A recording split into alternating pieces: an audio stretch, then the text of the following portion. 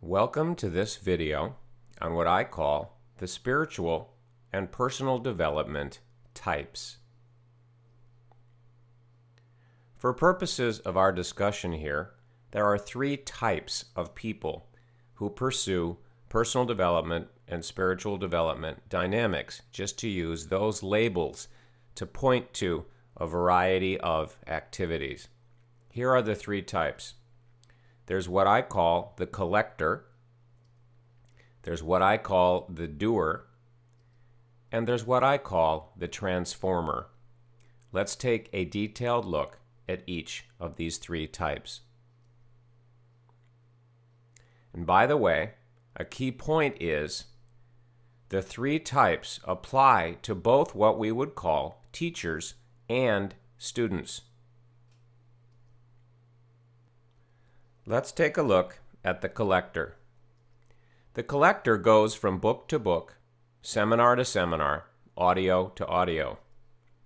The collector goes from video to video, meeting to meeting, person to person, collecting ideas and concepts, comparing, contrasting, and analyzing them endlessly.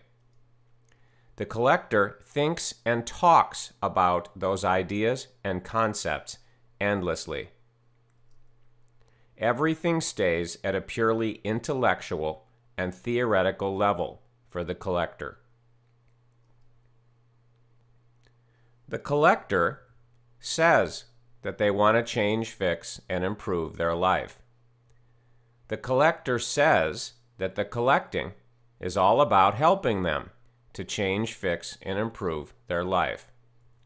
But if you look closely, what you see is what they really love is the chase, the hunt. What they really love is the collecting itself. Like all collectors, whether they collect coins or comic books or art or whatever it might be, there's a love of collecting itself. What they really love is the feeling that they get as each new piece is added to the collection, each new idea or concept is added to the collection, aha, insights, however you want to language it, as each new piece is examined and looked at repeatedly as it's on display, so to speak. The doer. The doer takes what Tony Robbins used to call massive action. The doer goes from technique to technique, strategy to strategy, person to person, invests tons of time, money, and energy using techniques and strategies to change, fix, and improve their life and or to heal themselves, whether it's a physical dynamic, an emotional dynamic, a past life dynamic, whatever it might be that needs healing. The doer says they want to change, fix, and improve their life. The doer really does want the doing, the action, to work, to actually create the change, the fix, the improvement. But what they love most, if you look really closely, is the hunt for new techniques and strategies. What they love most is the feeling they get from seeking, finding, and applying new techniques and strategies.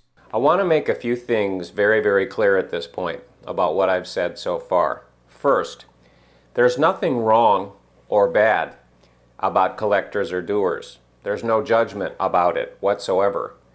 I was a collector for a long period in my life. I was a doer for a long period in my life. And on my own journey, as well as the journey of others whose journeys I'm aware of, there are a lot of times where a collector doesn't even know that he or she is a collector. I didn't, as an example.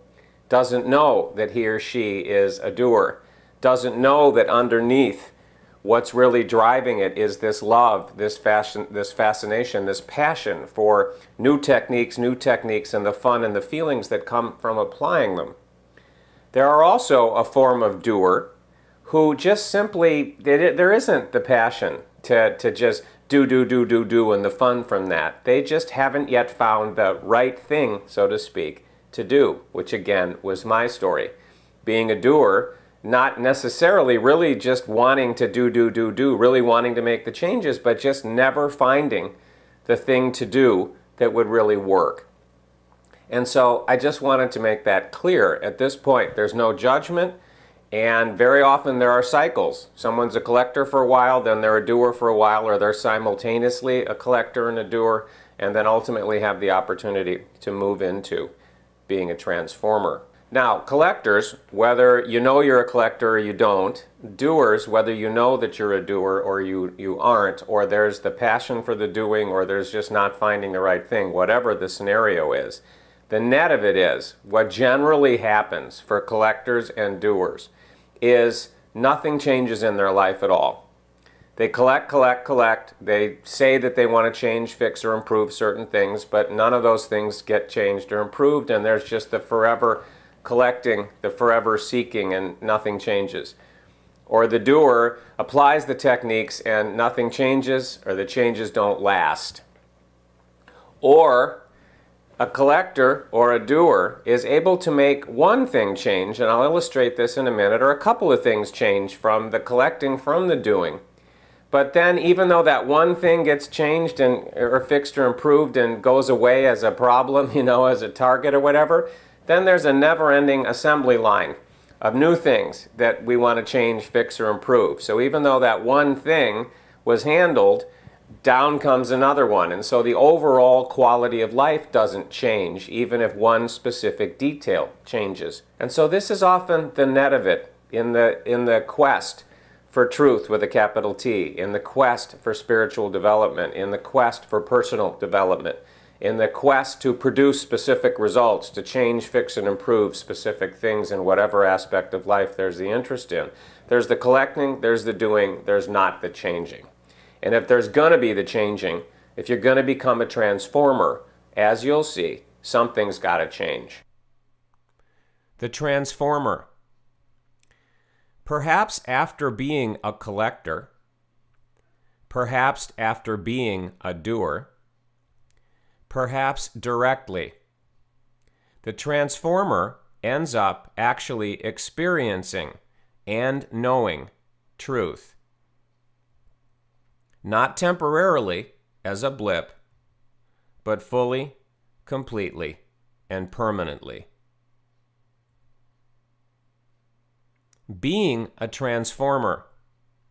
If truth is the sun, and clouds are what blocks you from experiencing and knowing truth, then to move from being a collector and a doer to a transformer, you must find a way to, metaphorically, poke holes in that cloud cover, poke holes in what's blocking you from experiencing and knowing truth, so that the truth can shine in, which it will do naturally once the cloud cover has been removed or the structural integrity of it has been undermined.